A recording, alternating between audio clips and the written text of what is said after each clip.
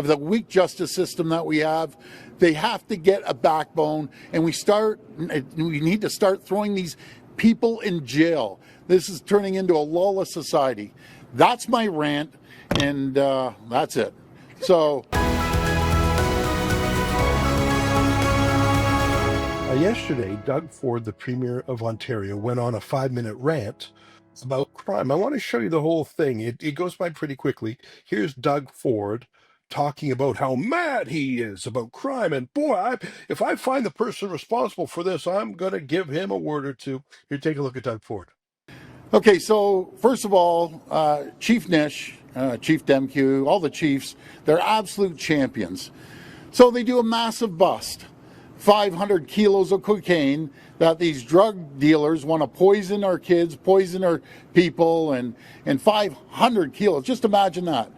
And they work with the DEA down in the U.S., Drug Enforcement Agency. They work with the Border Patrol. They work with police agencies back and forth. The OPP, Commissioner Creek, is amazing on the Joint Task Force. And guess what, guys? These weak-kneed judges, the biggest bust in Peel's history, guess where they are? They're back out on the street again. Bail. Except one person. Do you believe that? They actually get released on the largest drug bust in Peel's history. 500 kilos of cocaine that could ultimately kill people, and judges slap on the wrist. Okay, little Johnny, you go out there and deal more drugs. Why don't you give them more drugs? It's crazy. The system is broken. I will be all over the Prime Minister and the federal government have bail reform until these I don't even want to call them what I'm thinking right now. I better hold off. But these people that are terrorizing our neighborhoods and feeding drugs to our people, that's number one. They need to change the criminal code. They need to change bail reform. I will be all over him until this gets done. Stop the dilly-dallying around. 10 years we've seen. We're going to do it. We aren't going to do it. Prime Minister gave me his word. He's going to change it. It has to be done. And then, bingo, you hear of another big bust yesterday. What is there, 15 of them? And by the way, I remember saying that the chief is a champ. Chief Nish is a champ. All our police are champions. Well, guess what? They get busted. These are the ones that are, the whole tow truck group and the other guys that are trying to intimidate and extort people. So they call people up and say, pay up or we're going to shoot up your house. Guess what? They go by and start shooting up the house. But guess what, folks? Those nice, kind judges, they let them all out on bail. Oh, by the way, they're already out on bail or probation. What is the city coming to, not the city, but our country coming to, when these criminals are running amok and terrorizing our neighborhoods? It's disgusting. Something has to change. And the last one. Did you hear about the guy that these thugs came up, ready to steal his car? They're all in their masks and everything. So I guess he was a hunter or something. He shot up in the air. I don't recommend that, by the way. But he gets charged. I got to find out this guy's name and number, and I'm going to hold a fundraiser for lawyer fees for him. He should get a medal for standing up. It's like down in the U.S., we should have the castle law.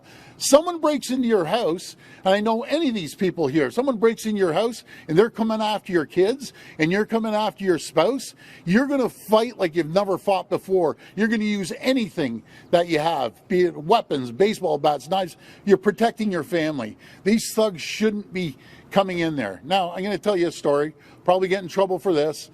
You want to hear about stupid criminals? Have you ever seen that show about stupid criminals out there?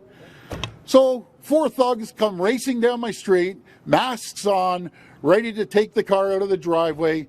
Surprise, surprise, at 12:30, the 2 police cars are there. The chase is on. So they chase him. One guy runs out, takes off. They capture him, and they catch these other guys. But just imagine all the unfortunate people that don't have security there at their house with masks on, and they had all the tools ready to break in and everything. And guess what's going to happen? They're going to be back out. Why don't you guys come over for a barbecue tonight? I'll take care of you better than the police. And thank God the police got you and I never did. Anyways, that's my rant. I'm sick and tired of the weak justice system that we have. They have to get a backbone, and we need to start throwing these people in jail. This is turning into a lawless society. That's my rant, and that's it. So I'm going to wrap it up. Thank you. All I'm trying to do is protect the people of Ontario here. They know it. And deep down, they all agree, I know they do, about keeping criminals in jail. Thank you. God bless the people of Ontario. Thank you. Yeah, I watched that carefully, and there's no overt lies in it. He's telling the truth, but I think he's lying by omission. What I mean by that is, first of all, and most obviously, he's been premier for 7 years. He could do something about it instead of who do I talk to? Let me at that guy. Yeah. And when he talks about judges, that's particularly deceptive because there's different levels of court in Canada. There's different courts. There's the federal court, which hears matters involving federal issues. Like, for example, when we were banned from the G7, we went to the federal court. There's superior court. There's provincial court. All I'm saying is that the judges who make the decisions on most bail cases in Ontario are at the provincial court level. And as the word provincial court suggests, they're appointed by Doug Ford.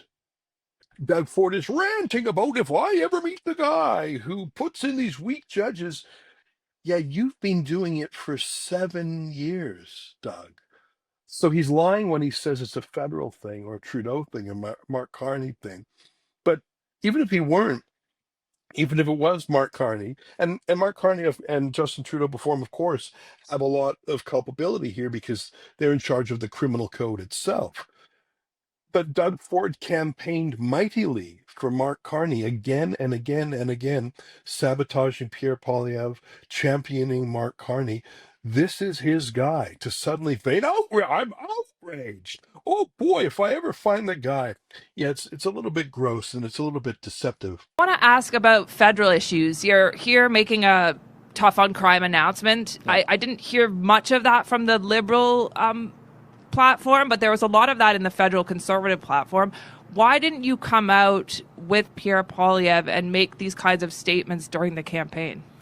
I shouldn't interfere in the federal election. Last time I checked, Pierre Poilievre never came out in our election. Matter of fact, him or one of his lieutenants told every one of his members, don't you dare go out and help the PCs. Isn't that ironic? But anyways, I'm not going to dig deep into this.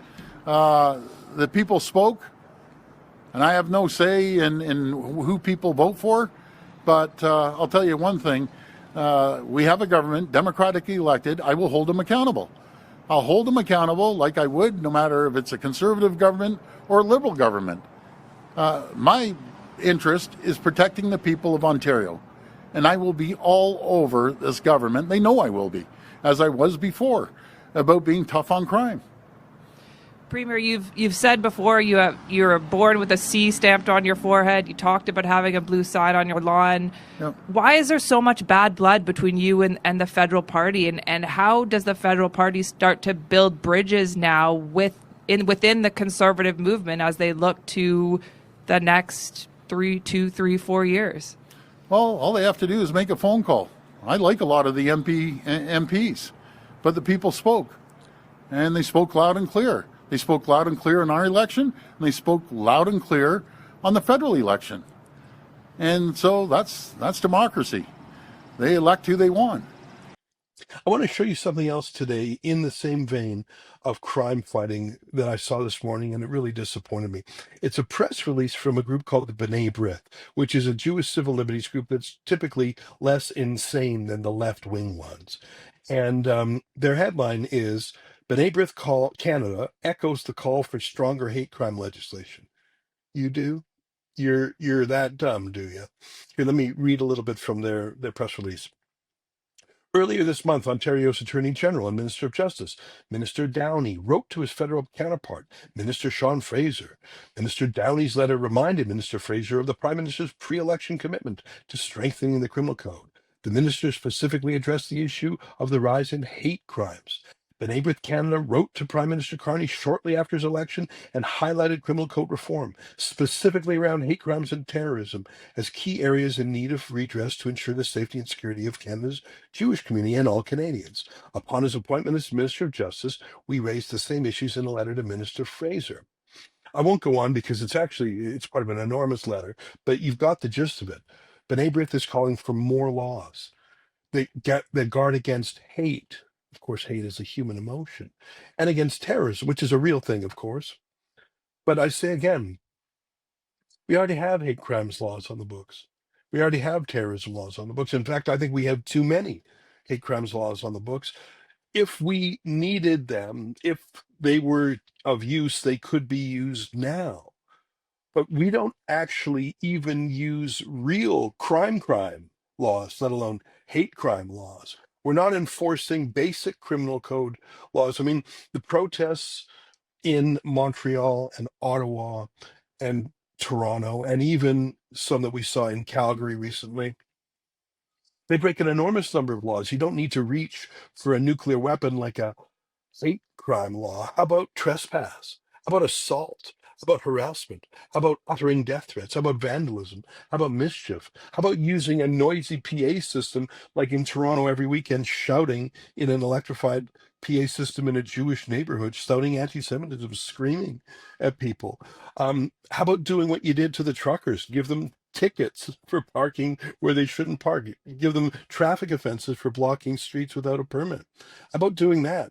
And by the way, that's not Mark Carney in charge of that. I say again, the police in Canada typically are governed by the provincial government's Solicitor General. And the prosecutions in Canada typically are done by provincial prosecutors too, answering to the provincial Attorney General. So I don't know why the B'nai B'rith is participating in this sham that exculpates Ontario in some way. Oh boy, if only the Prime Minister did something about that. I actually accosted Ontario's former Solicitor General. I don't know if he still is Solicitor General. It's quite useless. He's a Jew named Michael Kerzner, and I asked him why he's not using laws that are on the books right now, including, for example, when there was a massive Hamas protest at a Jewish synagogue for hours. There's a special law in the criminal code, I think it's section 176.2 going from memory, that forbids antagonizing churches or synagogues or mosques or any religious place. And he lied. He said, oh, well, you should talk to the federal government. No, the federal government doesn't run the prosecutions. Here's my brief interview with that Doug Ford Jew. How come there were no charges under section 176.2 of the criminal code besetting a house of worship when all those protesters were outside the Bayit Synagogue in Thornhill? Well, it's a question that you're going to have to ask the York Regional Police or the Attorney General. I'm here because I'm not going to see my community intimidated. I speak out all the time in support of our Jewish community. I'm not afraid to wear my kippah. I'm not afraid to go to synagogue every Sabbath, every Shabbat, and I'm going to do everything that I can to stand up for our inherent right to live safely in our own homes and communities, and I'm not going to stop. Everything short of prosecuting them, though, right? I mean, the U of T remains encamped with an illegal encampment. You're very good on Twitter, but have you actually done any prosecutions? Well, again, this is something that you have to speak to the Attorney General. He's your colleague. You're in the government. Why should you're on the inside? No, what I can tell you is I'm working every day to You're tweeting every day that our legislation, that our regulations are adhered to. I'm standing up with my community. I've been 34 weeks, almost every single week, to the rally at Bathurst and Shepherd in support of remembering the hostages who have been held against their will in captivity in Gaza, and it's not acceptable. Well, and that's exactly why. It obviously is acceptable since you're not prosecuting it. You have condoned it. You've created a new normal where people can engage in low-level, permanent anti-Semitic crimes, assault, threats, mischief, because you guys don't prosecute. But there you are on Twitter, though, so congrats for that. It's important that the Jewish community sees a person from their own community in the Ontario legislature standing up against hate every single day, who has the support of a premier who has called it out. Where are the other levels of government today who who exercise the same voice that Premier Ford does, that we will not accept anti-Semitism. You have accepted it. Where's the prosecution? Again, this is something you could ask Minister Varani, you can ask the Prime Minister. The province prosecutes. The province prosecutes. Better save your boss. They're pretty useless. We don't need more hate speech laws. I don't think we need hate speech laws at all. The problem is the actual thuggery. And we have plenty of terrorism laws right now, but we don't enforce them. Rebel News constantly bumps into people flying actual terrorist flags. We put it on TV. When I was arrested, if you recall, it was because I went down to a neighborhood very close to my own house in Toronto, and I saw this effigy of the terrorist leader Yahya Sinwar. These pro-Hamas activists were recreating this terrorist moment. I don't know if that's against a hate crime law. Probably is. I don't know if it's against a terrorism law. Probably is. But the police didn't care. They arrested me for taking photos of it. I think that this is a way for two things, for B'nai B'rith to do two things. First of all, for them to pretend that the problem is not the police or the politicians, to pretend it's, we need new laws. That's the problem. The problem isn't the police who are turning a blind eye. No. They need more tools. No, they don't. They're choosing not to enforce the law. And even worse, this is a way for the B'nai B'rith to avoid fighting with Doug Ford. They value their relationship with him more than they value actually keeping the streets safe. And I think that's one of the problems with lobbyists all around, is that they become captured by the people they're lobbying. B'nai B'rith cares more about getting their phone calls answered and having a meeting once a year with Doug Ford. He does nothing for them, but they don't dare criticize him. I think that way lies the path to hell. Anyways, that's it for my monologue from the ship. We don't get government money, and we are not owned by some big global conglomerate. We're funded by people just like you, so please support independent journalism and help us continue our work by subscribing and becoming a Rebel News Plus member today, right here on the page. Go to rebelnewsplus.com. Members get instant access to all of our shows, invitations to exclusive events, and access to our premium content like live event footage and documentaries you won't see anywhere else. Only Rebel News Plus members can join the conversation by participating in the comments section of our new website. That way you can have your say too. More than anything, though, you'll be able to take pride in supporting real, honest journalism, and you'll help our talented team continue to do the work to push back on the establishment. We really can use your help. We need it, in fact. So thank you, and enjoy Rebel News Plus.